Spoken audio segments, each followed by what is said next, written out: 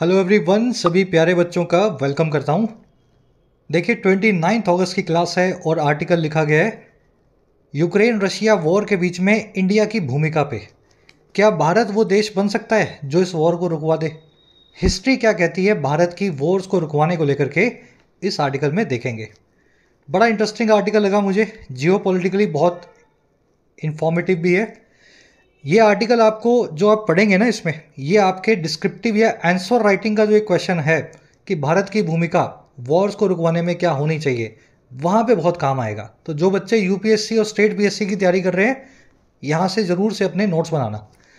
चलिए आर्टिकल को शुरू करते हैं अपने क्विज़ के साथ में। क्वेश्चंस आपके सामने हैं, इनका लोड अभी मत लो, क्लास के लास्ट में एक एक क्वेश्चन को अपने सॉल्व करेंगे।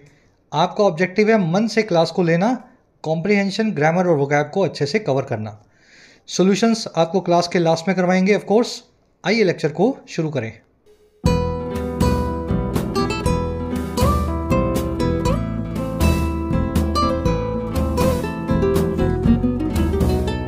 कह रहा है जी war and peace. War and peace एक बहुत लेजेंडरी नॉवल है लियो टॉल्स्टॉय की, अगर मैं गलत नहीं हूँ तो। किताब बहुत अच्छी है और लिखी गई है राज्यों के बीच की लड़ाई पे, कैसे वॉर्स होती हैं और लास्ट में पीस होती है। और वैसी ही वॉर्स और पीस की दरकार आज हमें भी है। जियोपॉलिटिकल समीकरण कुछ ऐसे हैं कि रशिया और यूक्रेन का वॉर कभी सुलझता हुआ दिख नहीं रहा। चलिए शुरू करते हैं टाइटल पैराग्राफ से। कह रहा है जी India is not well placed to broker a cease fire between Russia and Ukraine. कह रहा है इंडिया जो है वेल प्लेस्ड नहीं है। ये वेल प्लेस्ड होना क्या होता है? देखिए वेल मतलब अच्छा और प्लेस्ड मतलब जगह पे होना। अगर आप वेल प्लेस्ड हैं तो किसी काम को करने के लिए आप बिल्कुल सही कंडीशन में हैं, परफेक्ट, समझ गए ना, स्किल सेट है आपके पास। कह रहे हैं जी भारत वेल प्लेस्ड नहीं है, भारत बिल्कुल सूटेबल नहीं है ब्रोकर करने के लिए एक सीज फायर को, युद्ध विराम को रशिया और यूक्रेन के बीच। सभी को ऐसा लगता होगा कि मोदी जी वॉर रुकवा देंगे, पापा वॉर रुकवा दी, लेकिन यहाँ पे वॉर रुकवाना मोदी जी और भारत के लिए पॉसिबल नहीं होगा, क्योंकि इस वॉर के बहुत सारे डायमेंशंस हैं जो इंडिया कंट्रोल नहीं कर सकता। आप तो वॉर रुकवा दोगे अपने हिसाब से, कल को फिर रशिया हमला कर दे यूक्रेन पे, फिर आपकी बात कहाँ गई बीच में से? तो इसलिए वेल प्लेस्ड होने का काम इंडिया के बस का नहीं है।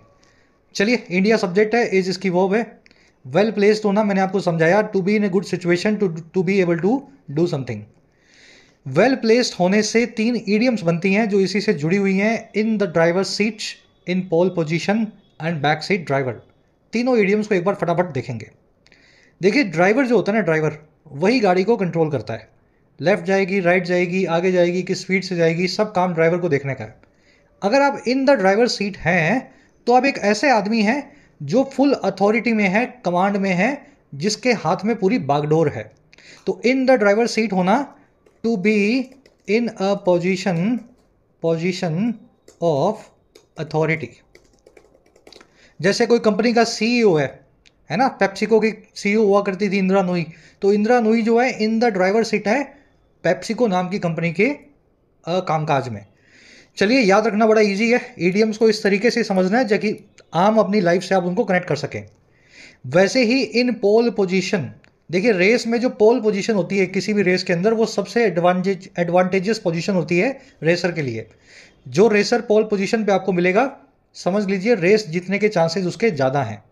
तो अगर आप इन पोल पोजीशन हैं तो आप एक एडवांटेजियस पोजीशन में हैं, आपको बेनिफिट मिल रहा है किसी चीज़ का।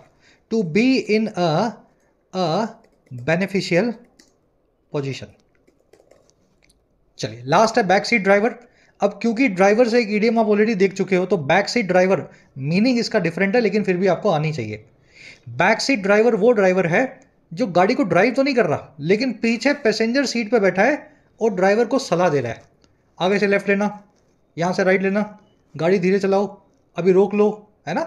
तो बैक सीट ड्राइवर एक ऐसा आदमी होता है जो खुद तो पोजीशन में नहीं होता है अथॉरिटी की, लेकिन जो अथॉरिटी की पोजीशन में है उसको एडवाइस देता है, उसको समझाता रहता है, ये करो वो करो। और अक्सर वो एडवाइस अनसॉलिसिटेड होती है, बिन मांगी सलाह होती है। तो बैक सीट ड्राइवर होना a person who advices those in authority. समझ के, जैसे पीएम का सलाहकार है वो बैक सीट ड्राइवर है, पीएम को बताता है ये कर दो वो कर दो, है ना। तो बैक सीट ड्राइवर ऐसे आप याद रखेंगे। तीनों चीज़ें बड़ी अच्छी हैं, कॉमन सी चीज़ें हैं, आपकी रूटीन लाइफ से जुड़ी हुई हैं तीनों इडियम्स। इस तरीके से याद रखना। आगे बढ़ते हैं, इस आर्टिकल की वोकैब पे नजर डालेंगे। सारे वर्ड शुरू में एक साथ देख लो ताकि आप इसको स्मूथली पढ़ सको। ब्रोकर करना, बीच में ब्रोकिंग का काम करना, एजेंट का काम करना, दो चीज़ों के मामले को मध्यस्थता करके सुलझाना। सीज फायर आप समझते हैं युद्ध विराम को। जब फायर यानी कि फायरिंग, गोलीबारी सीज हो जाए, स्टॉप हो जाए, उसको बोलते हैं सीज फायर। इसके लिए एक अच्छा वर्ड भी अपने पास आर्मिस्टिस, वन वर्ड है सीज फायर के लिए, आर्मिस्टिस। चलिए वोकैब देख लें फटाफट से। एक लाइक दे दो वीडियो को अभी से ताकि और स्टूडेंट्स तक ये क्लास को हम पहुंचा पाएं। बुक की सेल अभी एक्टिव है मॉक टेस्ट पासेस पे। 439 रुपीज़ में आपको प्रो पास मिल रहा है।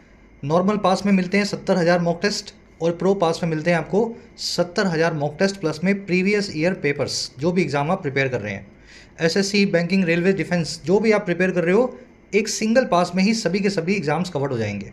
पास का फ़ायदा लेने के लिए कमेंट सेक्शन में जाएं, आपको मिलेगा लिंक टेक्स्ट बुक का, लिंक पे करें क्लिक।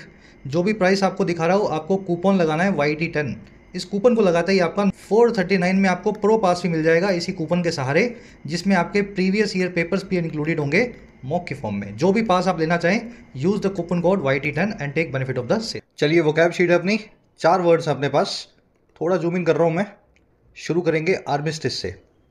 आर्मिस्टिस क्या होता है? देखिए, आर्म मतलब आपकी बाजू, और आर्म वर्ड का एक और मतलब भी होता है हथियार। तो आर्मिस्टिस वर्ड जो है हथियारों से जुड़ा हुआ है, बाजू से नहीं जुड़ा हुआ, और इसका मतलब होता है युद्ध विराम, हथियार डाल देना, सीज फायर कर देना, गोलीबारी बंद कर देना। तो आपने सीज फायर नाम का वर्ड जो आर्टिकल में देखा, उसका एडवांस सिनोनिम है आर्मिस्टिस। ठीक है, याद रखना इस वन वर्ड को। An armistice between Israeli defence forces and Hamas is the need of the hour. एक सीज फायर या आर्मिस्टिस जो है इजराइल की फौजों और हमास के बीच में, यही नीड ऑफ द आवर है। ये फ्रेज देखना, need of the hour. Need of the hour का मतलब है इस वक्त की सबसे बड़ी ज़रूरत। अंग्रेजी में उसको बोलते हैं need of the hour. Armistice को, सीज फायर को ट्रूस भी बोलते हैं। ट्रूस का मतलब होता है संधि। तो ये वर्ड आप आर्टिकल में आज देखेंगे। अगला वर्ड अपने पास स्पेक्यूलेट। स्पेक्यूलेट का मतलब होता है किसी चीज़ के बारे में डीपली सोचना, गहराई से सोचना। Some analyst speculate that many jobs will be lost to artificial intelligence. कुछ एनालिस्ट जो हैं वो डीपली सोच करके ऐसा बताते हैं कि बहुत सारी जॉब्स लॉस्ट हो जाएंगी, खो जाएंगी आर्टिफिशियल इंटेलिजेंस के सामने। सरमाइज करना, कंजेक्चर करना, गैम्बल करना सिनोनिम है स्पेक्यूलेट के। स्पेक्यूलेट वर्ड का एक और मीनिंग भी होता है जुआ करना, कयास लगाना, है ना। आज ये टीम हारेगी, ये टीम जीतेगी, बारिश आएगी या नहीं आएगी, इस तरह के जो जुए वाले काम होते हैं उनको भी स्पेकुलेट करना बोलते हैं। लेकिन फिर भी उसमें आपका कुछ ना कुछ इनपुट ज़रूर होता है। आप बारिश को तभी स्पेकुलेट करोगे जब आप बादल देखोगे, टीम को तभी स्पेकुलेट करोगे जब अच्छे प्लेयर्स देखोगे। तो जब गहराई से सोच करके आप जुआ वुआ भी खेलते हैं, उसको भी स्पेकुलेट करना बोलते हैं, कयास लगाना बोलते हैं इसको हिंदी में। अगला वर्ड अपने पास एनश्राइंड। देखिए, श्राइन क्या होती है? दरगाह। और उसमें क्या रहती है? किसी पीर की, मजार की कोई जो है ना बॉडी रहती है, डेड बॉडी। तो वहाँ पे जैसे कोई बड़े महात्मा संत थे, है ना, उनकी श्राइन बना दी गई, तो उनकी बॉडी को वहाँ दफन किया गया और उनके ऊपर ही उनका, समझ गए ना, प्लेस ऑफ वर्शिप बना दिया। तो वहीं से वर्ड बनाया गया एनश्राइंड। अगर कोई चीज़ किसी दूसरी चीज़ में बसी हुई हो, उसके अंदर, जैसे श्राइन के अंदर, दरगाह के अंदर बॉडी रहती है, वैसे उसके अंदर बसी हुई हो तो उसको एनश्राइंड होती है दूसरी के अंदर। अब थोड़ा आपको अजीब लग रहा होगा ये वर्ड कैसे बना हुआ है, अंदर बसा हुआ बोल सकते हैं इसको। एक वर्ड, एक सेंटेंस देखो, इससे आपको समझ में आएगा। Our fundamental rights and duties are enshrined in our constitution. हमारे मूल अधिकार और कर्तव्य जो हैं, फर्ज जो हैं, कॉन्स्टिट्यूशन के अंदर एनश्राइंड हैं, अंदर बसे हुए हैं, अलग से नहीं है कहीं। कॉन्स्टिट्यूशन के अंदर उनकी श्राइन बसी हुई है ना, दरगाह बनी हुई है। चलिए, एनश्राइंड को एंट्रेंस करना, inherent, embedded, deep rooted and deep seated भी बोलते हैं। आज आप एंट्रेंस नाम का वर्ड आर्टिकल में देखेंगे। ट्रेंच क्या होता है? जब दुश्मन के साथ लड़ाई करते हो तो आप ट्रेंचेस बना लेते हो, ऐसे खोद लेते हो जमीन को, और इसके अंदर छुप छुप के निकल निकल करके मारते हो। तो ये ट्रेंच भी श्राइन की तरह ही होता है, एकदम जमीन के अंदर किया हुआ गड्ढा। तो अगर कोई चीज़ एंट्रेंस्ड है तो एकदम ट्रेंच बना करके दूसरे के अंदर, अंदर बसी हुई है, उसके अंदर बैठी हुई है। ये वर्ड्स ऐसे ही बने हैं, इसलिए आपको कभी कभी अजीब लगेगा सुनने में, है ना, पर ये थोड़ा आपको फील लेनी पड़ेगी इन वर्ड्स को कैसे बनाया हुआ है। लास्ट वर्ड अपना आर्टिकुलेट। एक एडजेक्टिव भी है और एक वर्ब भी है। एडजेक्टिव फॉर्म में आर्टिकुलेट का मतलब होता है साफ सुथरा, कोई भी बात जो साफ सुथरी हो, एकदम समझ में आने वाली हो, क्लियर वर्ड्स में एक्सप्रेस्ड हो। और वर्ब फॉर्म में इसका मतलब होता है किसी भी बात को क्लियर वर्ड्स में बोलना, साफ शब्दों में समझाना। The salesman articulated the features of the new car. Salesman ने बहुत साफ शब्दों में समझाया, आर्टिकुलेट किया नई कार के फीचर्स को, और किनको, टू द प्रोस्पेक्टिव बायर्स को, उन बायर्स को जो कार लेना चाहते थे। प्रोस्पेक्टिव मतलब भावी, जो लोग दुकान पे आए हैं, चल के तैयार होकर के कार की टेस्ट ड्राइव लेंगे, उन्हीं में से कोई कार को बाय भी करेगा, तो वो सभी प्रोस्पेक्टिव बायर्स हैं, संभावित हैं, भावी है, फ्यूचर में वो बायर बनेंगे। तो उनको बड़े साफ शब्दों में उसने आर्टिकुलेट किया। आर्टिकुलेट का उल्टा होता है इनआर्टिकुलेट। अगर कोई आदमी इनआर्टिकुलेट स्पीच दे रहा है तो आप उसकी बात समझ नहीं पा रहे हैं। कुछ लोग होते हैं ना, फटाफट बोल जाते हैं कुछ भी करके, तो वो इनआर्टिकुलेट होते हैं अपनी भाषा में, अपनी स्पीच में। इनंसिएट, इलोक्वेंट, स्पेल आउट, सभी इसके सिनोनिम्स हैं। इनंसिएट एक एडवांस वर्ड है, बिल्कुल ठहरा ठहरा के एक एक वर्ड को बोलना, जैसे मैं बोलने की कोशिश कर रहा हूँ, ये होता है इनंसिएट करना। चलिए, लास्ट वर्ड था आपका articulate. You will see the word in the article today. चलिए अब आर्टिकल पे आते हैं। देखो जी, इस आर्टिकल को समझना है तो आपको देसी भाषा में समझाना पड़ेगा, ऐसे आप समझ नहीं पाओगे। मान लीजिए दो पार्टियां लड़ रही हैं, पार्टी नंबर ए और पार्टी नंबर बी। ये इसको मार के आ जाता है, ये इसको कूट के आ जाता है, पीट के आ जाता है, सुबह शाम का इनका नाटक चल रहा है, लड़ाई झगड़ा चल रहा है, और आपको बुलाया गया सी को कि इनका झगड़ा सुलझा दो। आपने इन दोनों को समझाया, भाई झगड़ा मत करो, और दोनों ने आपको बोल भी दिया नहीं करेंगे। अब आप जो है खुशी खुशी जाकर के बता रहे हो पूरे मोहल्ले में, मैंने झगड़ा सुलझा दिया। लेकिन हुआ क्या, आपको दोनों ने आपको बोला कि झगड़ा नहीं करेंगे, लेकिन फिर शाम को झगड़ा हो रहा है। समझ पा रहे हो, आपकी हो रही है पूरे जो है मोहल्ले में थू थू कि आप क्या झगड़ा सुलझा के आए हो, झगड़ा तो और बढ़ गया। या फिर ए और बी का झगड़ा हुआ और आपने बोला भाई ए को तो बी से झगड़ा मत करना, बी तुझे नहीं मारेगा, और बी को बोल दिया ए तुझे नहीं मारेगा, लेकिन बी ने फिर भी ए को मार दिया जाकर के, और ए ने आपको आकर के बोला कि आपकी तो गारंटी थी बी नहीं मारेगा। तो झगड़े जब भी सुलझाने होते हैं ना, तो ऐसे ही आप जाकर के नहीं सुलझा सकते। दोनों पार्टियों को पहले तो आपकी इज्जत करना जरूरी है, आपसे अच्छे संबंध होना जरूरी है। दूसरा, झगड़े के अंदर कोई कंडीशन होगी जो आप रखोगे तभी झगड़ा सुलझेगा, है ना। आप दोनों को बोलोगे कि भाई तू ऐसा तेरा ऐसा तेरा ऐसा। इस पोजीशन में इंडिया है नहीं जो यूक्रेन और रशिया को इस तरीके से सुलझा पाए। हम रशिया जाते हैं तो रशिया से वापस आते ही रशिया बड़ा हमला कर देता है यूक्रेन पे, यूक्रेन जाते हैं, यूक्रेन से वापस आते ही यूक्रेन हमला कर देता है रशिया पे। तो हमारी बातों का दोनों कोई शर्म नहीं रखते हैं। जब हमारी कोई शर्म नहीं रखते हैं तो ये वॉर के अंदर पीस करवाना भारत का ठेका या जिम्मेदारी नहीं है। समझ गए ना, we are not well place to broker a ceasefire. Russia हमारी थोड़ी शर्म रखता है, यूक्रेन बिल्कुल नहीं रखता है। तो आर्टिकल का यही कहना है, भाई ऐसे मामलों से दूर रहो जिसमें कुछ रखा नहीं है, आपकी बात बिल्कुल भी ना मानी जाएगी ना टिकाऊ होगी। चलिए, टोन आज की स्केप्टिकल तब होती है जब आप स्केप्टिसिज्म दिखाते हैं, अपनी शंका या डाउट दिखाते हैं किसी चीज को लेकर के। दुनिया कह रही है मोदी जी वॉर रुकवा देंगे, है ना, वॉर रुकवा दी, लेकिन हमें डाउट है इस वॉर को रुकवाने का शायद इंडिया के पास नहीं है वो, है ना, इंडिया उस पोजीशन में नहीं है। चलिए अब शुरू करते हैं आर्टिकल को।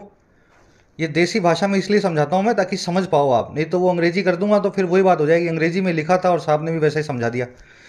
कह रहा है, just days after his visit to Kyiv, prime minister Narendra Modi's telephonic conversations with US President Joseph Biden and Russian President Vladimir Putin have raised hopes that New Delhi is ready to take the plunge। लंबा sentence है।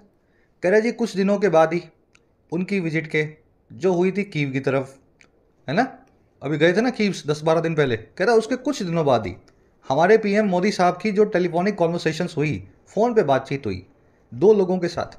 पहला आदमी कौन था, US का president जो Biden, और दूसरा आदमी था रशिया का प्रेसिडेंट व्लादिमीर पुतिन।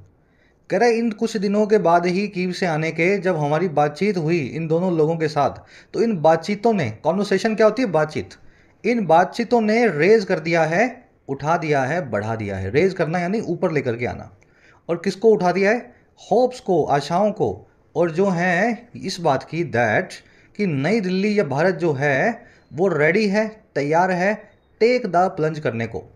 प्लंज का मतलब होता है गोता, टेक का मतलब होता है लेना। टेक द प्लंज करना यानी गोता लगाना, या फिर किसी चीज़ को काम करने का, किसी चीज़ का एग्जीक्यूट करने का डिसीजन ले लेना। अब पानी के बाहर खड़े हो, गोता नहीं लगा रहे हो, अचानक से फिर आपको आया यार इतनी दूर आया हूं तो नहा के जाऊंगा, ठंडा पानी है तो क्या हुआ, आप गोता लगा देते हो ना अंदर, जो नहाना चाहता है। तो वैसे ही इंडिया भी बाहर खड़ा था, लेकिन फाइनली ऐसा देख के लगता है कि इंडिया ने गोता लगाई दिया है इस जंग के अंदर, और अटेम्प्ट करेगा and attempt peace making in Russia Ukraine conflict. Peace making की प्रोसेस को, युद्ध विराम की प्रोसेस को रशिया यूक्रेन के कॉन्फ्लिक्ट में। तो काफ़ी वक्त से लग रहा था कि मोदी जी क्यों नहीं जाते हैं दोनों जगह, दोनों से बातचीत क्यों नहीं करते हैं, झगड़ा क्यों नहीं सुलझाते हैं। अब वहाँ से मिल के भी आए कीव से, और दोनों से फ़ोन पे बात भी की, बाइडेन से और पुतिन से, तो देख के लगता है इंडिया ने फाइनली इस वॉर में गोता लगा ही दिया है। अब बीच में पंचायती करके इंडिया इस वॉर को सुलझा ही देगा। समझ गए। कॉन्वर्सेशंस की वर्ब है हैव रेज्ड। कॉन्वर्सेशंस यानी बातचीतें, प्लूरल है। रेज करना, किसी चीज़ को उठाना, बढ़ाना। नई दिल्ली की वर्ब है इस। जब भी नई दिल्ली लिखा हो, है ना, वॉशिंगटन लिखा हो, बेजिंग लिखा हो, तो इसका मतलब क्या होता है, उस देश की बात हो रही है। नई दिल्ली का यहाँ पे नई दिल्ली से मतलब नहीं है, भारत की कैपिटल है नई दिल्ली, है ना। टेक द प्लंज करना समझा दिया आपको, फाइनली किसी चीज़ में काम करने का डिसीजन ले लेना। पीस मेकिंग यानी बातचीत करने का जो है, पीस इस्टेब्लिश करने का प्रोसेस जो है, पीस मेकिंग, निगोशिएशन बोल सकते हैं। कह रहा mister Modi is travel to the UN in September where he will meet US and European leaders and possibly Ukrainian President Vladimir Zelensky again, and another visit to Russia in October for the BRICS summit have fueled those hopes। कह रहा है ये phone call से तो ये hopes पैदा हुई कि इंडिया जो है बीच में कूदा है। इसके बाद एक और चीज़ है जिससे इन होप्स को और हवा मिल रही है। कह रहा है मोदी साहब का जो ट्रैवल है यूएन में जो होने वाला है सितंबर में, जहाँ पे वो मीट करेंगे यूएस और यूरोपियन लीडर्स को, और पॉसिबली या शायद यूक्रेन प्रेसिडेंट जेलेंस्की को भी फिर एक बार। कह रहा है ये जो ट्रैवल है ना, और फिर उसके बाद एक विजिट भी है जो होगी रशिया में अक्टूबर के अंदर ब्रिक्स के लिए। कह रहे हैं इन दोनों चीज़ों ने, मोदी साहब के ट्रैवल ने और दूसरी एक विजिट ने, दोनों ने क्या किया, फ्यूल किया, ईंधन दिया, भड़काया, प्रोवोक किया इन्हीं होप्स या आशाओं को। ठीक है ना। तो आगे मोदी को उनको मिलना भी है। हमारे जो प्राइम मिनिस्टर हैं जेलेंस्की से भी मिलेंगे और पुतिन से भी मिलेंगे, तो इससे लगता है कि आशाएं और ज़्यादा गहरी हो रही हैं। दोनों से बातचीत करके झगड़ा सुलझाई देंगे। Travel and visit, travel, Modi's travel and Modi's visit, इन दोनों की वर्ब है हैव फ्यूल्ड। फ्यूल करना, किसी चीज़ को भड़काना। ही आया मिस्टर मोदी के लिए, वर्ब है इसकी विल मीट। कह रहा है जी however those who are boosting speculation of an Indian role may benefit from a careful consideration of the circumstances. कह रहा है लेकिन वो लोग दोज जो बूस्ट कर रहे हैं, जो बढ़ावा दे रहे हैं इस स्पेकुलेशन को, इस कयास को, जो है भारत के एक रोल की, इस भारत की एक भूमिका की, है ना, इस पूरी जंग में। कह रहे जो लोग इस कयासों को बढ़ावा दे रहे हैं, हवा दे रहे हैं, उन लोगों को फ़ायदा होगा। दे में बेनिफिट, दोज में बेनिफिट। और किससे? एक केयरफुल कंसीडरेशन से। कंसीडरेशन यानी किसी चीज़ को कंसीडरेशन में लेना, मतलब किसी चीज़ को अपने कैलकुलेशन में लेना। केयरफुल यानी ध्यान से। तो उनको फ़ायदा होगा अगर वो ध्यान से इस चीज़ को कंसीडर करें, और कंसीडर करना है सरकमस्टेंसेज यानी हालात को। समझ गए। और आगे क्या कह रहा है जी, और इंडियाज़ पोजीशन दस फार, भारत की पोजीशन को अभी तक। तो खाली खाली स्पेकुलेट मत करो, कयास मत लगाओ, भारत ये कर देगा, वो कर देगा, वो रुकवा देगा। अगर आपको ये लगता है ऐसा होगा, तो आपको ज़्यादा बेनिफिट कब होगा, जब आप सरकमस्टेंसेज को समझें और भारत की पोजीशन को समझें। अगर आप समझ जाएंगे तो फिर आप इस वक्त में इस चीज़ में ज़्यादा अपनी एनर्जी वेस्ट नहीं करेंगे कि भारत क्या कर सकता है। चलिए, दोज की वर्ब है मे बेनिफिट, हु की वर्ब है आर बूस्टिंग। स्पेकुलेशन, कयास समझाया था मैंने आपको। चलिए, दस फार मतलब सो फार या अभी तक। कह रहा है जी since the 2022 Russian invasion of Ukraine, India has remain distant from the outcomes of what external affairs minister S Jaishankar had once called Europe's war. कह रहा है भारत की पोजीशन ये है कि जब से 2022 का रशिया का इन्वेजन हुआ है यूक्रेन में, रशिया ने इन्वेड किया है, भेदा है, हमला किया है यूक्रेन को। कह रहा है तब से इंडिया जो है ना, वो रहा है दूर, डिस्टेंट। डिस्टेंट का मतलब क्या होता है, फार, कोसों दूर। और किससे? किसी भी आउटकम से, किसी भी नतीजे से। और वो नतीजा किसका है? नतीजा है एक ऐसी चीज़ का, वट, जिसको हमारे एक्सटर्नल अफेयर्स मिनिस्टर जयशंकर ने एक बार बुलाया था, कॉल किया था। और क्या बुला के, क्या क्या कह के? यूरोप की वॉर। तो जब से ये वॉर शुरू हुई है ना, भारत इस वॉर के किसी भी आउटकम से हमेशा दूर रहा है। ये वही वॉर है जिसको एक बार जयशंकर ने बोल दिया था हमारी वॉर तो ये है ही नहीं है, तो यूरोप की वॉर है। तो ये पोजीशन रही है भारत की। कह रहा है and any peace process that does not involve bringing Russia and Ukraine to the table for talks. और भारत दूर रहा है किसी भी पीस की प्रोसेस से भी जो इन्वॉल्व ना करती हो रशिया यूक्रेन को टेबल पे लाना, एक जगह लाना बातचीत के लिए। तो कोई भी पीस प्रोसेस होती है जहाँ पे रशिया को ना बुलाया जाए या यूक्रेन को ना बुलाया जाए, भारत उस पीस प्रोसेस का हिस्सा भी नहीं बनता, उससे दूर रहता है। तो ये हमारी पोजीशन रही है 2 सालों में। समझ गए। इंडिया की वर्ब है हैज़ रिमेंड। रिमेंड क्या किया इंडिया ने? डिस्टेंट रहा फ्रॉम इन दोनों चीज़ों से। पहली चीज़ क्या थी? इस वॉर के आउटकम से, जिस वॉर को जयशंकर बुलाते हैं यूरोप की वॉर, इसके किसी भी नतीजे से इंडिया दूर रहता है। और दूसरा, इंडिया रहता है दूर किसी भी ऐसी पीस की प्रोसेस से जिसमें दोनों पार्टियां ना बुलाई गई हों, एक को बुलाया गया हो, इंडिया उसमें नहीं जाता है। चलिए, कह रहे जी it had even disassociated itself from the Swiss peace summit. It ने यानी इंडिया ने, इट किसके लिए है? भारत के लिए। भारत ने यहां तक कि डिसएसोसिएट कर दिया। एसोसिएट करना यानी जुड़ना, डिसएसोसिएट करना यानी अलग होना। भारत ने यहां तक कि अलग रहने का फैसला भी किया, अपने आप को अलग रखने का फैसला किया स्विस पीस समिट से, जो अभी हाल ही में हुई थी, जिसमें रशिया को बुलाया नहीं गया था। भारत वहां भी नहीं गया, मतलब गया लेकिन बहुत छोटे लेवल का अधिकारी हमने भेजा। कह रहे जी, while Mister Modi has consistently said that India is on the side of peace alone, New Delhi has been seen to be partial to Moscow. कह रहे जहां मिस्टर मोदी ने लगातार ऐसा कहा है, कंसिस्टेंटली सही किया है, क्या कहा है कि भारत जो है ना वो सिर्फ और सिर्फ अलोन पीस की साइड है, शांति की तरफ है, ना रशिया की तरफ ना यूक्रेन की तरफ, हम तो हैं शांति की तरफ। तो कह रहे जहां मिस्टर मोदी ने बार बार ये बात कही है, वहीं नई दिल्ली जो है भारत, वो देखा गया है पैसिव वॉइस में, हैज़ बीन सीन होता हुआ भेदभाव या पक्षपात वाला मॉस्को की तरफ, टू मॉस्को। हम कहते ही हैं कि हम न्यूट्रल हैं, हम पीस की तरफ है, लेकिन जब भी फैसले की बात आती है तब हम मॉस्को की तरफ झुके रहते हैं। ये ऐसा देखा गया है। और ऐसा क्यों होता है भाई? इसका भी रीज़न है। कह रहा जी इसका रीज़न ये है, given it's historical ties and military and energy dependencies. देखते हुए गिवन भारत के ऐतिहासिक रिश्तों को, हिस्टोरिकल टाइज को रशिया के साथ, और मिलिट्री और एनर्जी की डिपेंडेंसीज को, एनर्जी और मिलिट्री के मामले में, वेपन और तेल के मामले में रशिया पे निर्भरता को। तो इन दोनों चीज़ों की वजह से हम न्यूट्रल का दावा करते हुए, ठोकते हुए भी रहते मॉस्को की तरफ झुके हुए हैं, है ना। हमारी डिपेंडेंस है मॉस्को के ऊपर, वहाँ से मिसाइल नहीं आएंगे, उनके स्पेयर पार्ट नहीं आएंगे, सस्ता तेल नहीं आएगा, तो हमारा काम रुक जाएगा। चलिए, मोदी की वो has set, mister Modi has set, India की वो इस न्यू दिल्ली की वो हैज़ बीन सीन, पार्शियल होना, भेदभाव वाला होना, पक्षपाती होना, किसी तरफ झुका हुआ होना।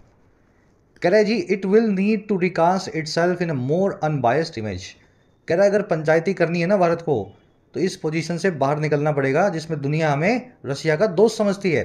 भारत को ज़रूरत है रिकास्ट करने की, फिर से कास्ट करने की, फिर से डिफाइन या दिखाने की, डिफाइन करने की अपने आप को एक और ज़्यादा अनबायस्ड इमेज में और पक्षपात से दूर वाली इमेज में।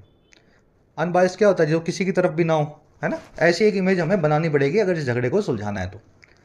कह रहा है meanwhile the war continues without pause. इसी बीच में मीनवाइल जो वॉर है वो जारी रहती है बिना किसी पॉज के, बिना किसी रुकावट के। Indicating the belief in both parties of their still being military gains to be made. कह रहा है इंडिकेट करते हुए इस बिलीफ को, इस भरोसे को दोनों ही पार्टीज में, ठीक है। और क्या चीज़ का ये बिलीफ है? वहां अभी भी मिलिट्री गेन्स यानी युद्ध से होने वाले फायदों के बनाए जाने का।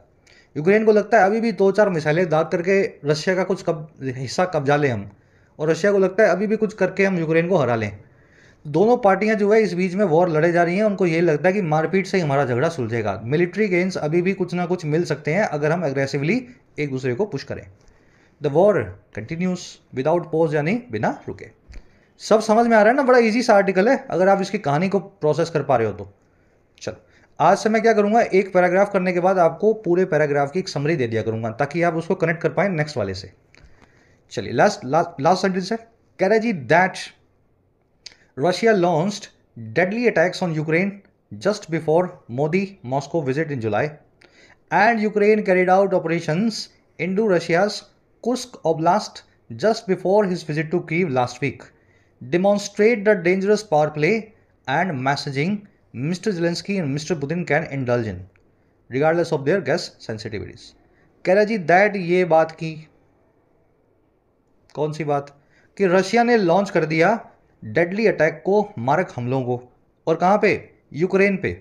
और कब किया? बिल्कुल पहले किया मिस्टर मोदी की मॉस्को विजिट के जुलाई के अंदर। मोदी साहब के आने से 4-5 दिन पहले बड़ा सा हमला रशिया ने यूक्रेन पे किया। कह रहा है एक तो ये बात, और दूसरी बात क्या? यूक्रेन ने भी कैरी आउट किया, यूक्रेन भी कम नहीं रहा अंजाम देने में ऐसे ऑपरेशंस को जो थे रशिया के अंदर घुस करके इस रीजन में, है ना, कुर्स्क ओब्लास्ट रीजन में रशिया के। कह रहा और कब? बिल्कुल पहले, जस्ट बिफोर मोदी साहब की विजिट के, जो कीव में हुई थी लास्ट वीक। कह रहा है रशिया में गए तो उससे पहले रशिया ने अच्छे से यूक्रेन पे हमला किया, फिर मोदी जी को एंट्री दी। यूक्रेन में गए तो यूक्रेन ने भी ढंग से रशिया को पहले, है ना, दो दो हाथ जो है दिखाए, दो दो मिसाइल भेजी, ड्रोन व्रोन भेजे, और फिर मोदी जी को कीव में जो है इनवाइट किया। कह रहा है ये बात पता है क्या दिखाती है? ये बात ये दिखाती है, डिमॉन्स्ट्रेट करती है बहुत ही खतरनाक या डेंजरस पावर प्ले को दोनों कंट्रीज के बीच में। और मैसेजिंग को भी, उस संदेश को भी, उस मैसेज को भी, कौन सा मैसेज? जो मिस्टर जेलेंस्की और मिस्टर पुतिन जो है वो इंडल्ज इन कर सकते हैं, जिस मैसेजिंग में वो लग सकते हैं। इंडल्ज इन करना, अपने आप को किसी चीज़ में लगाना, है ना, किसी चीज़ के अंदर, समझ गए ना? तो इस चीज़ को दिखाती है कि इनका पावर प्ले बहुत डेंजरस है और दोनों बहुत खतरनाक मैसेजिंग में, मतलब किस तरह के मैसेज एक दूसरे को सेंड करना चाहते हैं और कैसे, रिगार्डलेस ऑफ, बिना तवज्जो दिए अपने गेस्ट की, मिस्टर मोदी की सेंसिटिविटीज़ को, भावनाओं को। इनको कोई मतलब नहीं है कौन आ रहा है, कहाँ से आ रहे हैं मोदी जी, क्यों आ रहे हैं, है ना, बस ये बुला लेते हैं। लेकिन अपना जो साइड बाई साइड इनका चल रहा है ना, मिसाइलें ठोकने वाला सुबह शाम, वो अपना गेम इन्होंने वैसा का वैसा ही चला रखा है। ये इतना भी नहीं सोचते कि हमारा गेस्ट ही कहीं बुरा ना मान जाए। वो चाहता है कि पीस हो, लेकिन हम तो चाहते ही नहीं है पीस करना, हम तो चाहते हैं वॉर चलती रहे। चलिए, ये सेंटेंस था, थोड़ा लंबा था। दैट की वर्ब है, दैट की वर्ब है डिमॉन्स्ट्रेट, रशियन की वर्ब है लॉन्च्ड, यूक्रेन की वर्ब है कैरिड आउट, जेलेंस्की और पुतिन की वर्ब है can indulge in. Technically that की वर्ब होनी चाहिए डिमॉन्स्ट्रेट्स। ये बात की कि रशिया ने ऐसा किया, यूक्रेन ने ऐसा किया, ये बात हमें दिखाती है, डिमॉन्स्ट्रेट करती है पावर प्ले को। समझ पा रहे हो ना? लेकिन दो बातें होगी, तो इसने भाई साहब ने दैट को दो बार ना लिख करके एक बार लिखा और वर्ब जो है प्लूरल दे दी। यहाँ इसने एक दैट और एक्स्ट्रा ऐड कर रखा है, तो दोनों दैट्स को, सिंगुलर सिंगुलर को प्लूरल बना करके इसने प्लूरल वर्ब दे दी। टेक्निकली क्या होना चाहिए? एक ही दैट लगे, ये बात की कि ऐसा हुआ और ऐसा हुआ, ये बात हमें दिखाती है। यहाँ पे सिंगुलर वर्ब लग सकती है, एस के साथ लगनी चाहिए। चलिए, फर्स्ट पैराग्राफ हो गया। इस पैराग्राफ में इसने बताया है कि भारत की पोजीशन क्या रही है रशिया के मामले में। हमें देख करके दुनिया को लगता है कि हम झगड़ा सुलझा सकते हैं। मोदी जी देख करके लगता है कि इन्होंने फाइनली गोता लगा दिया है और ये पंचायती करके वॉर को ख़त्म करवाएंगे। लेकिन ध्यान रखें, भारत इस वॉर में रशिया की तरफ झुका हुआ लगा है शुरू से, और इस वॉर से दूर भी रहने की कोशिश करता है। हम जब भी जहाँ जाते हैं इस वॉर को, झगड़े को सुलझाने के लिए, हमारे जाने से पहले हमारी सेंसिटिविटीज़ की परवाह किए बिना, रशिया हो चाहे यूक्रेन हो, ढंग से मिसाइल हमले करता है और फिर हमें इनवाइट करता है। तो हम ऐसी पोजीशन में नहीं है कि इस वॉर को सुलझा सके। अब आते हैं नेक्स्ट पैराग्राफ पे, हिस्ट्री की बात करेगा। हिस्ट्री में भारत ने क्या क्या कौन सी वॉर सुलझाई हैं। कह रहा है जी, with such entrenched positions New Delhi must proceed with care if it indeed seeks to join the ranks of others wanting involvement in conflict resolution. कह रहा है जी, ऐसी एंट्रेंस्ड पोजीशंस के साथ, अंदर बसी हुई डीप रूटेड फिक्स्ड पोजीशंस के साथ, रशिया की पोजीशन एकदम फिक्स्ड, यूक्रेन की पोजीशन एकदम फिक्स्ड। कह रहा है ऐसी पोजीशंस के साथ में ना नई दिल्ली को प्रोसीड विद करना होगा या आगे बढ़ना होगा। प्रोसीड विद करना, किसी मामले में आगे बढ़ना, और कैसे? बहुत केयर के साथ, बहुत सावधानी के साथ। और क्यों? अगर ये दिल्ली या भारत इंडीड या सच में सीख कर रहा है, कोशिश कर रहा है कि ज्वाइन करे उन रैंक्स को। रैंक का मतलब होता है एक कम्युनिटी, है ना, एक तरह के लोगों की। चलो आगे समझाऊंगा ये वर्ड को। ये उस कम्युनिटी को ज्वाइन करना चाहता है जो दूसरे लोगों की है, और वो लोग जो चाह रहे हैं इन्वॉल्वमेंट की इस कॉन्फ्लिक्ट के रेजोल्यूशन में।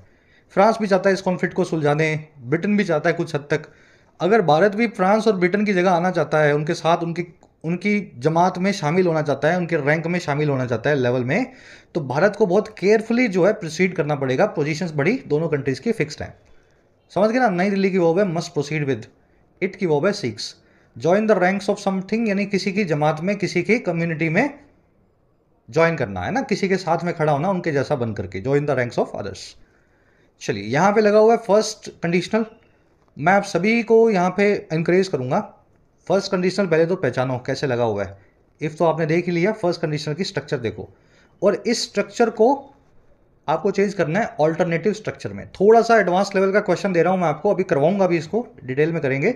लेकिन एक बार सब बच्चे कोशिश करें, फर्स्ट कंडीशनल जो आपने यहाँ देखा उसकी ऑल्टरनेटिव स्ट्रक्चर अगर दिमाग में बना सके तो।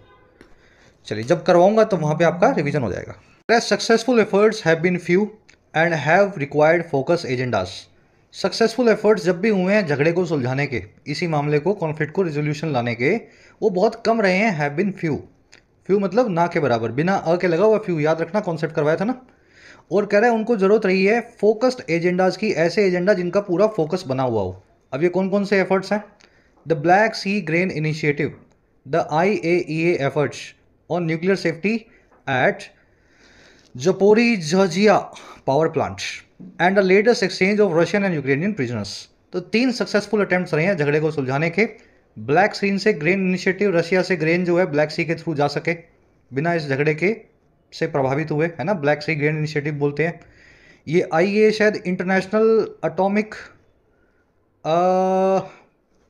एजेंसी है, जो पूरा नाम मैं उसका भूल रहा हूँ, उसी की शॉर्ट फॉर्म है IAEA, जो एटॉमिक पावर को देखती है ना, न्यूक्लियर पावर को देखती है कि कोई भी देश जो है न्यूक्लियर पावर को यूज़ ना कर दे दूसरे कंट्री पे न्यूक्लियर वेपन लगा करके। तो IAEA ने भी एफर्ट डाला था न्यूक्लियर सेफ्टी को लेकर के रशिया यूक्रेन के अंदर इस पावर प्लांट पे। और फिर लेटेस्ट दोनों कंट्रीज़ के बीच में प्रिजनर्स ऑफ वॉर का एक्सचेंज हुआ, रशिया ने यूक्रेन के सोल्जर्स को रिलीज़ किया, बदले में यूक्रेन ने रशिया के। तो ये 3 एफर्ट्स ही हुए अभी तक इस 2 साल की वॉर में झगड़े को सुलझाने वाले। एफर्ट्स की वर्ब है हैव बिन, दूसरी वर्ब है have required. They have been few, बहुत कम रहे हैं, और they have required focus agendas. जब दोनों का फायदा होता है तभी कुछ ऐसा एफर्ट होता है, नहीं तो कोई एफर्ट झगड़ा सुलझाने का इन दोनों के झगड़े में नहीं हो पा रहा। India must also articulate its own principles for a ceasefire compromise and lasting peace. तो कह रहा भारत को भी आर्टिकुलेट करना ही चाहिए, साफ शब्दों में बताना चाहिए अपने खुद के प्रिंसिपल्स को, खुद के सिद्धांतों को, जो है सीज फायर के कॉम्प्रोमाइज़ का और लंबी टिकाऊ या लास्टिंग शांति का, पीस का। तो भारत को अपनी शर्तें रखनी होंगी कि पीस मैं तब सुलझाऊंगा जब दोनों मेरी बात सुनेंगे, है ना, दोनों के बीच में कॉन्ट्रैक्ट होगा कि इंडिया बीच में, इस तरह से कुछ अपने सिद्धांत बनाने पड़ेंगे, तभी भारत इस शांति वार्ता में कूद सकता है। इंडिया की वो है मस्ट आर्टिकुलेट, आर्टिकुलेट करना, साफ शब्दों में बताना, इनंसिएट करना एकदम क्लियरली, आपके शब्द भी साफ हो और आपके ख्याल भी एकदम क्लियर हो, तब आप आर्टिकुलेट कर पाते हैं अपनी बात। कह रहे जी the Modi government may well benefit from studying India's own history. कह रहा मोदी गवर्नमेंट बहुत अच्छे से बेनिफिट कर सकती है स्टडी करके भारत की खुद की हिस्ट्री को, हमारी खुद के इतिहास को। और क्या था हमारा इतिहास? इतिहास ये था, in the 1950s PM Jawaharlal Nehru at the instance of Vienna mediated with Soviet leader Nikita Khrushchev on troops withdrawal from the north east zone of Austria post war. कह रहे 50 के दशक में PM नेहरू ने एट द इंस्टेंस ऑफ होता है किसी के सजेशन पे, किसी के एडवाइस पे। तो कह रहे नेहरू साहब ने 1950 के दशक में वियना की एडवाइस पे, वियना यानी ऑस्ट्रिया की कैपिटल, ऑस्ट्रिया की एडवाइस पे मीडिएट किया, पंचायती किया सोवियत लीडर निकिता खुर्शचेव के साथ। और ये मीडिएशन किस चीज़ का था? ये था ट्रूप्स के विड्रॉल का, फौजियों को वापस बुलाने का। और कहाँ से? नॉर्थ ईस्ट जोन से, ऑस्ट्रिया के वॉर के बाद। समझ गया? तो वॉर जो हुई थी 1950s के अंदर हुआ होगा, तो मेरे ख्याल से सेकंड वर्ल्ड वॉर के बाद की बात होगी, या फिर इन दोनों कंट्रीज़ के बीच में कुछ वॉर हुई होगी। तो मोदी नेहरू साहब ने वियना के कहने पे सोवियत लीडर जो है निकिता खुर्शचेव को बोला था कि तुम वियना से अपनी फौजें वापस बुला लो। कह रहा है जी, और ये क्यों किया था? ये किया था in return for promises of Austrian neutrality. ये सारा काम हुआ था बदले में उन वादों के जो ऑस्ट्रिया की न्यूट्रलिटी का था, ऑस्ट्रिया के न्यूट्रल रहने का था। ऑस्ट्रिया ने बोला कि हम न्यूट्रल रहेंगे, अब रशिया से कोई झगड़ा नहीं करेंगे, कोई दोस्ती नहीं रखेंगे, रशिया के ना दुश्मन है ना दोस्त हैं, ये वादा हम करते हैं, अगर इस वादे को हम निभा दें, हम इसका गारंटी आपको देते हैं, है ना, नेहरू को बोला उन्होंने। तो आप जाके रशिया को बोलो अगर ऐसा हम करते हैं तो वो अपने फौजी वापस बुला ले। तो ऐसा एक वादा लेकर के इंडिया ने कॉन्ट्रैक्ट करवा करके दोनों कंट्रीज़ का झगड़ा सुलझाया था। तो ये हमारी हिस्ट्री है, इस हिस्ट्री को आप पढ़ लो तो इससे आपको और अच्छे क्लूज मिलेंगे झगड़ा सुलझाने के। चलिए, मोदी गवर्नमेंट की वर्ब है मे बेनिफिट, नेहरू की वर्ब है mediated eight the instance of, किसी के कहने पे, किसी के सजेशन पे। और इसके मिलता जुलता एक और फ्रेज है एट द बिहेस्ट ऑफ। इसका मतलब होता है किसी की कमांड पे। अगर आप किसी को एडवाइस करके कह रहे हैं कि ऐसा कर ले और वो आदमी कर लेता है, तो वो आपके एट द इंस्टेंस ऑफ कर रहा है ना, आपके कहने पे वो काम को कर रहा है। लेकिन अगर किसी को आप ऑर्डर दे दें, ये कर, वो कर, ये लेके आ, वो दे के आ, तो फिर वो आपके एट द बिहेस्ट ऑफ कर रहा है। ये दोनों वर्ड्स में थोड़ा सा डिफरेंस है, देख लेना इन दोनों फ्रेजेस को। चलिए, मीडिएट करना, बीच में किसी चीज़ के पढ़ना और उसको सुलझाना, मीडिएशन करना। आगे कह रहा है जी, an Indian peace initiative will be further complicated by the proposals Ukraine and Russia have themselves put forth. कह रहा है जी, एक इंडिया का पीस इनिशिएटिव जो है, भारत से जो शांति का इनिशिएटिव जो है, वो और कॉम्प्लिकेट हो सकता है, पेचीदा हो सकता है प्रपोजल्स के की वजह से, उन सुझावों की वजह से, ऑफर्स की वजह से, जो यूक्रेन और रशिया ने दोनों ने खुद ही पुट फोर्थ किए हैं, सबके सामने रखे हैं। पुट फोर्थ करना, किसी चीज़ को सबके सामने रखना, प्रपोज करना। तो जो इन दोनों कंट्रीज से प्रपोजल आ रहे हैं, वो प्रपोजल से हमारा पीस इनिशिएटिव जो है उसकी हवा निकल जाएगी। प्रपोजल क्या है? प्रपोजल ये है, mister Zelensky insist on a full military withdrawal from Ukraine bye Russia first. Zelensky चाहते हैं, इंसिस्ट ऑन करते हैं, जोर देके कहते हैं, पूरे तरीके से मिलिट्री को वापस बुलाए जाने का यूक्रेन से रशिया के द्वारा सबसे पहले। जेलेंस्की बोलता है कि पहले तो रशिया को बोलो सारी फौजें वापस बुला ले, उसके बाद मैं बात करूंगा, करने को भी तैयार हूँगा। तो ये प्रपोजल है यूक्रेन का। और रशिया क्या प्रपोजल है? And mister Putin has called for Ukrainian forces to withdraw from regions now occupied by Russia. Mister Putin ने कॉल फॉर किया है, डिमांड किया है कि यूक्रेन फोर्सेज को कि वो वापस निकल जाएं, विड्रॉ कर लें उन रीजन्स या उन एरियाज से जो अब ऑक्यूपाइड हुए हैं रशिया। रशिया अगर कहीं पहुंच गया, यूक्रेन के अंदर कहीं हमला करके कब्जा कर लिया, तो रशिया बोलता है कि वहाँ यूक्रेन बोल दे कि अब ये हमारा रीजन नहीं है, मतलब अपने हिस्से को यूक्रेन भूल जाए, रशिया ये कहता है। And for Kyiv to formally give up any efforts to join NATO, और कीव जो है फॉर्मली गिव अप कर दे कोई भी एफर्ट नेटो को ज्वाइन करने का। तो ना तो यूक्रेन कभी ये करेगा और ना रशिया कभी खुद से अपने आप से, रशिया जो है यूक्रेन से बाहर निकलेगा। तो दोनों कंट्रीज के ये कंडीशन जो हैं, इन कंडीशन से हमारा पीस इनिशिएटिव और ज़्यादा कॉम्प्लिकेटेड हो जाता है। पीस इनिशिएटिव की वर्ब है विल बी, यूक्रेन रशिया की वर्ब है have put fourth. Put fourth करना, किसी चीज़ को, प्रपोजल को सबके सामने रखना। अब देखो ये पुट फोर्थ कैसे बना है, बना क्या है, मतलब पुट से कौन कौन सी इडियम्स बनती हैं, एक बार सबकी सब एक साथ देख लेते हैं। पुट फोर्थ, किसी चीज़ को प्रपोज या सजेस्ट करना। पुट ऑफ, पुट ऑफ, किसी चीज़ को पोस्टपोन करना। ठीक है, मान लीजिए एग्जाम 15 तारीख को था, 25 को होगा या 30 को होगा, तो एग्जाम को पुट ऑफ कर दिया गया है, आगे खिसका के पोस्टपोन कर दिया गया है। पुटअप का मतलब, पुटअप विद का मतलब होता है किसी चीज़ को सहना, टॉलरेट करना। सहना तो समझते हैं ना। पुट ऑन का मतलब होता है कपड़े पहनना, to wear something. Put on your clothes, put on your pants, put on your top, put on your jeans. जो भी चीज़ आप पहनना चाह रहे हैं उसको आप पुट ऑन करते हैं, कपड़े पहनने के लिए जुड़ा हुआ है। पुट आउट का मतलब होता है किसी चीज़ को बुझाना, ख़त्म करना। जनरली आग को आप पुट आउट करते हैं, आग को एक्सटिंग्विश करते हैं। ठीक है, तो टू एक्सटिंग्विश समथिंग, जनरली आग के लिए पुट आउट वर्ड यूज होता है। और पुट असाइड का मतलब होता है किसी चीज़ को साइड में रखना, to save for the future. ये सारे आपको मैंने ऑलमोस्ट करवाए हुए हैं, कई बार करवाए हुए हैं, 2-3 तो आपको आते भी होंगे। पुट अप विद पता होगा आपको, पुट असाइड पता होगा। तो ये पुट से बनने वाली 6 फ्रेजल वर्ब्स हैं। स्क्रीनशॉट ले लो इनका, एक बार बोल के देख लो, एक बार पढ़ के देख लो, दिमाग में बैठ जानी चाहिए। आज के क्विज में मैंने आपसे पूछी है। इंसिस्ट के बाद में हमेशा ऑन लगेगा, जिस भी चीज़ के लिए आप जिद कर रहे हैं। इंसिस्ट ऑन डूइंग समथिंग, ठीक है ना, या इंसिस्ट ऑन प्लस में कोई नाउन, जिस भी चीज़ की आपको जिद है। चलिए रैप अप करेंगे क्लास को। ऊपर एक हमने स्ट्रक्चर छोड़ी थी फर्स्ट कंडीशनल की। फर्स्ट कंडीशनल ये होता है कि अगर ऐसा होगा तो ऐसा हो जाएगा, अगर बादल आएंगे तो बारिश हो जाएगी, अगर बारिश आएगी तो आज की छुट्टी हो जाएगी, अगर ऐसा होगा तो ऐसा हो जाएगा। स्ट्रक्चर क्या होती है? इफ़ प्लस में वर्ब की फर्स्ट फॉर्म और बाद में वाले क्लोज के अंदर मॉडल वर्ब आती है, will, shall, could, may, might, जो भी आप लगाना चाहें, है ना। स्ट्रक्चर पता है ना आपको फर्स्ट कंडीशनल की। तो रेगुलर फॉर्म जो है उससे आप फर्स्ट कंडीशनल को एक ऑल्टरनेटिव फॉर्म में चेंज कर सकते हैं, और ये सबको चेंज करना आना चाहिए। If the need arises we shall be available for help. If the need arises, अगर नीड यानी ज़रूरत आन पड़ती है या अराइज होती है, उठ खड़ी होती है, तो हम हेल्प के लिए अवेलेबल होंगे, मदद के लिए तैयार होंगे। अब देखो मैं इसको चेंज कर रहा हूँ ऑल्टरनेटिव फॉर्म में। बाद वाला तो वैसा का वैसा ही रहेगा, ये इफ़ वाला क्लोज चेंज हो जाएगा। इसमें क्या करना है, इफ़ को निकाल देना है और इसकी जगह लगा देना है शुड, और बाकी जो है वैसा का वैसा। लेकिन ध्यान ये रखना है, जो वर्ब है उस वर्ब को आप बेस फॉर्म में चेंज कर देंगे, क्योंकि शुड लग गया है। नीड सिंगुलर है, इसके साथ में अराइजेस आता है, पीछे एस लगेगा। नीड सिंगुलर है क्योंकि वर्ब को आपको सिंगुलर रखने के लिए पीछे एस लगाना पड़ेगा। लेकिन शुड के लगने के बाद में ये पीछे का एस आपको निकाल देना है, क्योंकि शुड एक मॉडल वर्ब है, और मॉडल वर्ब अपने साथ में सिर्फ और सिर्फ वर्ब की बेस फॉर्म लेती है। तो नीड के साथ में या अराइजेस मत लगाया ना शुड के बाद, शुड की वजह से अराइजेस अपने आप अराइज में चेंज हो जाएगा। तो ये है should the need arise we shall be available for help. First conditional regular form, first conditional alternative form. चलिए, तो ये सबको आना चाहिए, और बड़ा सिंपल सा कॉन्सेप्ट है ये। जल्दी से बढ़ेंगे अपने क्विज की तरफ। कंडीशनल्स आपको अलग से करवा भी दी गए हैं, आधे घंटे की क्लास है, जाकर के चेक कर लेना। कोशिश करेंगे यहाँ आई बटन में कंडीशनल वाली क्लास का लिंक डाल दो। चलिए, कह रहा है जी इनमें से कौन सा वर्ड जो है सबसे अच्छे तरीके से ऑथर की टोन को कैप्चर करता है जो भारत के संभावित रोल को लेकर के है इस कॉन्फ्लिक्ट में। इनमें से कौन सा वर्ड हमारे रोल को अच्छे से बताता है? भारत ऑप्टिमिस्टिक है, न्यूट्रल है, क्रिटिकल है या स्केप्टिक है? भाई हमारे रोल को लेकर के डाउटफुल ही है ये, हमारे रोल को लेकर के इसको भरोसा नहीं है कि हम कर पाएंगे।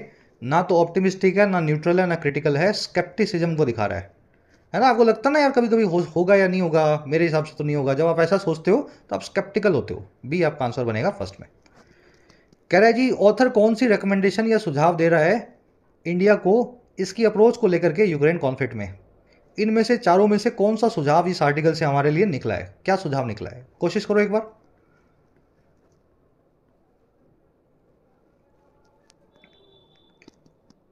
ना तो ये कह रहा है भारत को कि आप वेस्टर्न पावर से अलाइन करो, ना ये कह रहा है कि आप न्यूट्रल हो जाओ और अवॉइड कर लो कोई भी पोजीशन या एक्शन लेने को, ना ये कह रहा है कि मिलिट्री सपोर्ट बढ़ा दो यूक्रेन के लिए।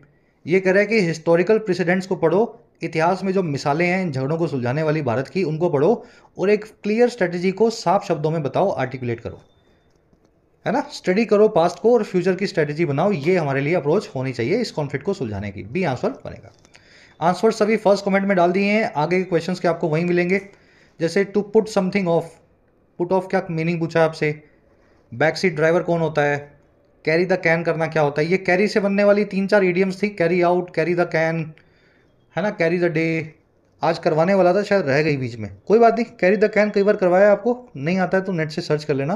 बाकी फर्स्ट कमेंट में मैंने इसका मीनिंग डाल दिया है। एट द बिहेस्ट ऑफ का मीनिंग पूछा है, आर्टिकुलेट का सिनोनिम पूछा है, तीनों में से कौन सा होगा? और आर्मिस्टिस इस वन वर्ड का मीनिंग आपसे पूछा है। सारे आंसर्स आपको फर्स्ट कमेंट में मिलेंगे, अपने आंसर्स निकालो और फिर मेरे वाले से चेक कर लेना। लास्ट में आपको 2 एरर्स मिलेंगी, पहली मिलेंगी फर्स्ट कंडीशनल की ऑल्टरनेटिव फॉर्म में और दूसरी मिलेगी इस वर्ड की वजह से या इसके आसपास। आंसर्स अगेन पिन कमेंट से चेक करो। आउट ऑफ 10 कितने मार्क्स मिले ज़रूर से बताना। क्लास कैसी लगी आज की? पूरा जो क्लास देखते हैं बच्चे PDI लिख दिया करो, सर मैंने पूरा देखा और सब कुछ समझ पाया। PD पूरा देखा और इंटरेस्टिंग लगा। आपका ये फीडबैक मैकेनिज्म है, इससे मुझे पता लगता है कि कौन से क्लासेस को ज़्यादा देखा जा रहा है और पूरा देखा जा रहा है, ताकि उन टॉपिक्स को बार बार रिपीट किया जा सके। चलिए मुलाकात लेंगे।